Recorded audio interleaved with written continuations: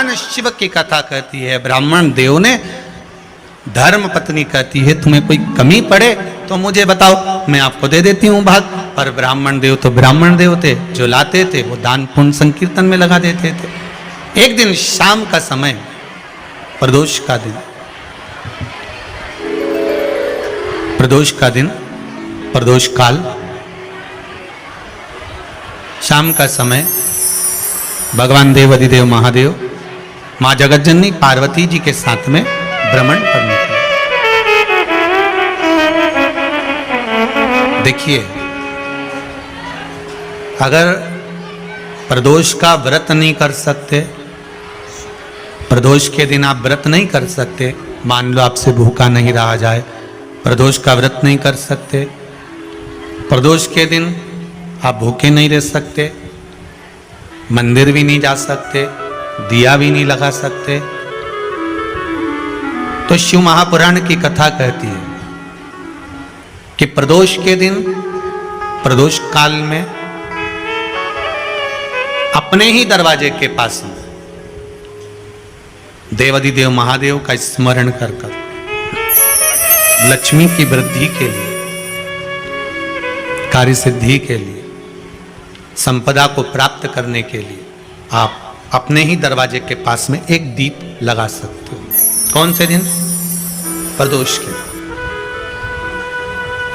एक बात और अच्छे से समझ लीजिए, जो बच्चे चिड़चिड़े होते हैं, चाहे घर में बेटे हों, बहुएं हों, सास हो, ससुर हो, परिवार में छोटे छोटे बच्चे हों, चिड़चिड़ प्रवृत्ति करते हों या चिड़चिड़ा स्वभाव हो, जरा जरा सी बात में क्रोध आ जाता हो, बोलने का भान नहीं रह पाता हो, शब्दों के बाण चलते हों, तो महाराज प्रदोष के दिन, प्रदोष काल में बेलपत्री के पेड़ के नीचे एक, जो पत्ता आपके पास में हो, पान का मिल जाए तो पान का, पीपल का मिल जाए तो पीपल का, बेलपत्र का मिल जाए तो बेलपत्र का, उस पत्ते पर मात्र थोड़ा सा शहद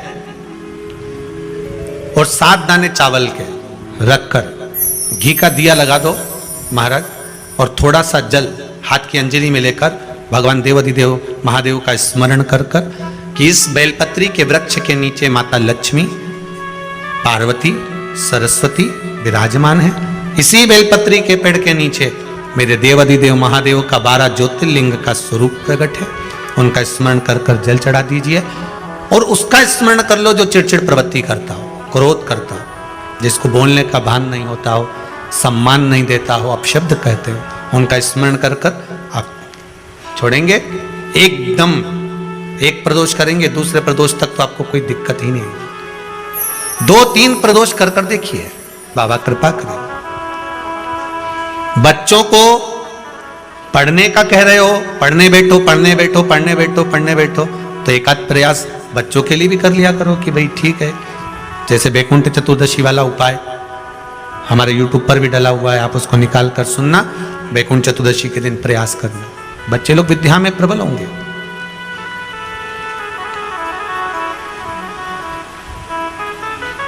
शिव उपासना का जो फल है वह 1000 गुना।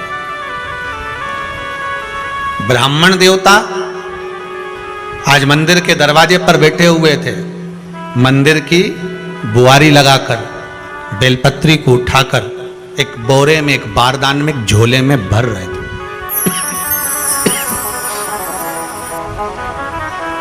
एक बारदान में, एक बोरे में, एक झोले में भर रहे हैं। पहले भी कथा में काज फिर कहते हैं,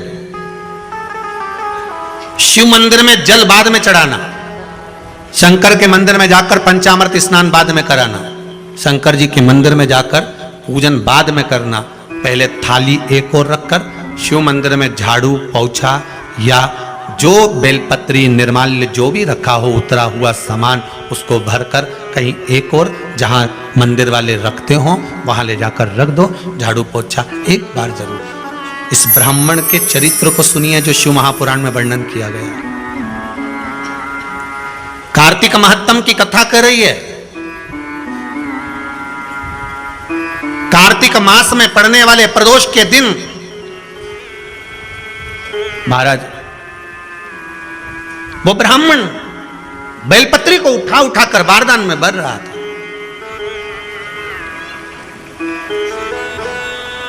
पूजन करने से पहले सबसे पहले सफाई का ध्यान रखो, और एक विश्वास रखना, आप मंदिर की सफाई नहीं कर रहे हो, फिर निवेदन करूंगा आपको, आप मंदिर की झाड़ू नहीं लगा रहे हो, आप मंदिर की सफाई नहीं कर रहे हो, आप मंदिर में पोछा नहीं लगा रहे हो।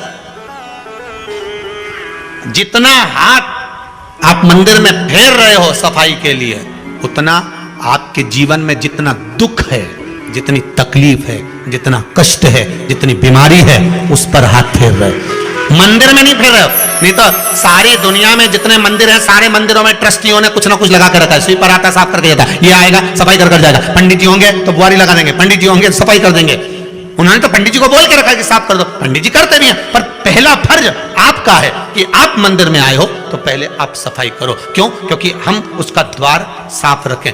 आज के समय में तो एक नियम हो गया साहब कि मंदिर में जाते हो तो मंदिर के दरवाजे पर चप्पल उतार के जाते हो, नहीं तो शास्त्र रीति तो यह कहती है कि मंदिर में भगवान सामने बैठा है तो उसके सामने चप्पल भी नहीं उतारना चाहिए। तो कई लोग कहते हैं मंदिर के अंदर थोड़ी ना उतार, हम तो जीने से भी बाहर, एकदम गेट के बाहर वहां उतार, पर सामने तो है ना, सम्मुख में तो है।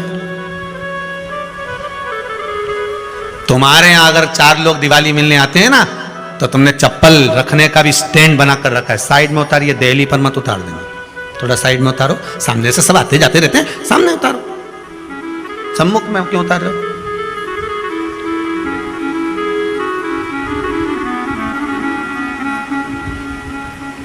थोड़ा द्वार पे से दूर उतारिए।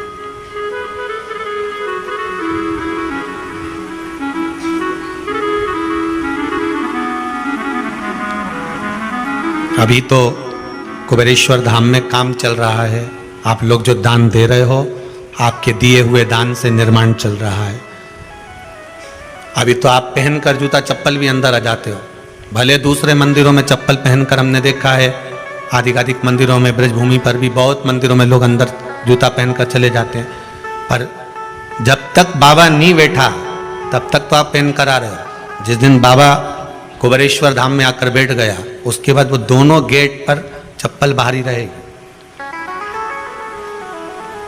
आओ आप, कंकर से शंकर जब शरीर से लगेगा तब सुख भोगोगे, आनंद भोगोगे, सुख की प्राप्ति। अपने द्वार पर भी कितना सुंदर लिखा है भविष्य पुराण के अंतर्गत, और विष्णु पुराण में भृगु बाबा का चरण का चिन्ह भगवान विष्णु की छाती पर रहा। भगवान विष्णु की छाती पर भृगु बाबा के चरण का चिन्ह रहा।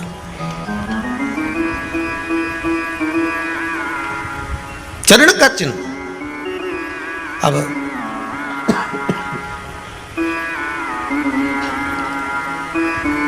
भविष्य पुराण में लिखा है कि अगर हम मंदिर के द्वार पर घर के चौखट के एकदम सामने चप्पल उतार देते हैं 7 बार दिन भर में से, इतनी बार 7 बार विष्णु पुराण कहती है, ऐसा कोई दिन नहीं होता जिस दिन दरवाजे पर 7 बार लक्ष्मी आकर खड़ी नहीं होती हो।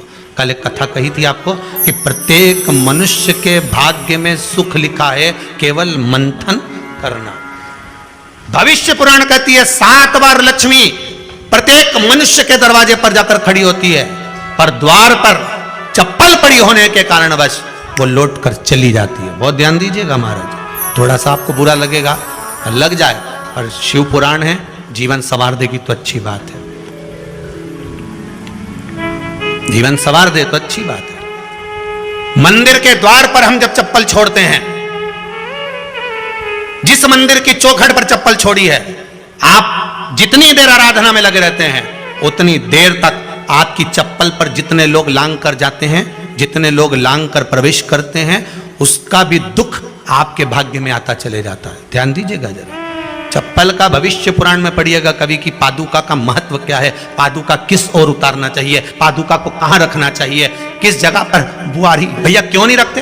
कारण क्या है कि जिस हॉल में सब बैठकर बात करें, आवक जावक की बात हो, व्यापार की बात हो, लक्ष्मी की बात हो, प्रेम स्नेह की बात हो, आपस में बैठकर सब चर्चा कर रहे हो, अगर वहां छलनी होगी, झाड़ू होगी, तो बैठे बैठे बात करने में विवाद चालू हो जाएगा। 15-20 मिनट तुमने बहुत प्रेम की बात करी, अच्छे से बात करी, पति पत्नी बहुत प्रेम की बात कर रहे थे, मालूम पड़े बात करते करते से कब झगड़ा उत्पन्न हो जाए तो समझ में नहीं आया। हमारी बहू को क्या हो जाता है, बैठे बैठे बात करते करते झगड़ा कर देती है, जरा सी बात में झगड़ा चालू हो जाता है। कारण क्या है, जिस हॉल में तुम बैठ रहे हो, जिस कमरे में तुम बैठ रहे हो, जिस हॉल के अंदर सब बैठकर चर्चा करते, बात करते, चित्त करते, आपस में बैठकर सब लोग एक दूसरे के बातचीत करने बैठे हैं, आए व्यय देखने बैठे हैं, दुकान व्यापार की बात करने बैठे हैं, उस जगह पर भी झगड़े का क्रम कहां से आ गया, एक ना एक का मुंह क्यों फूल गया, कारण क्या था, कोई बात टेंशन क्यों आ रहा है, मतलब उस हॉल में या तो चलनी रखी है या झाड़ू रखी है, भले तुमने सोफे के नीचे फंसा दियो, भले तुमने पीछे फंसा दियो, पर पड़ी जरूर है, रखी जरूर है, कहीं ना कहीं पड़ी होगी। क्यों कहते हैं कि जिस हॉल में आप बैठ रहे हो, जहां पर आप संपदा की बात कर रहे हो, दौलत की बात कर रहे हो, व्यापार की बात कर रहे हो, व्यवसाय की बात कर रहे हो, उस हॉल में अगर कहीं कैलेंडर टंगा हो, कोई सामान ऐसा रखा हो, कोई पर्दा ऐसा लगा हो, कोई चीज ऐसी लगी हो, तो उसमें एक सुई उसमें रख दीजिए। क्यों कहते हैं, हमारे यहां दूल्हा भी जाता है ना, तो उसका जो साफा बनता है या जूता उसको पहनाते, उस तक में पिन टच करके भेज देते हैं।